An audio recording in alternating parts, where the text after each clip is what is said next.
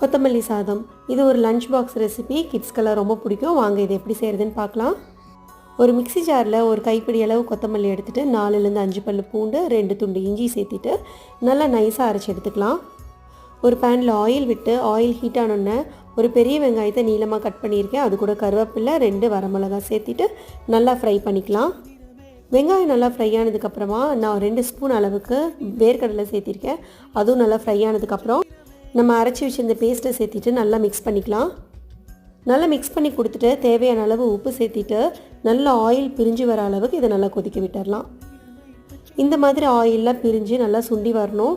இப்போது நம்ம வடித்து வச்ச சாதத்தையும் சேர்த்திட்டு நல்லா மிக்ஸ் பண்ணிடலாம்.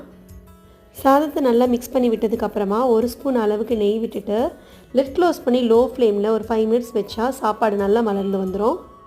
இதுக்கு சைட் டிஷ் வந்துட்டு இன்றைக்கி எக் ஃப்ரை தான் பண்ணேன். இந்த காம்பினேஷன் ரொம்ப நல்லா இருந்தது. பாய்.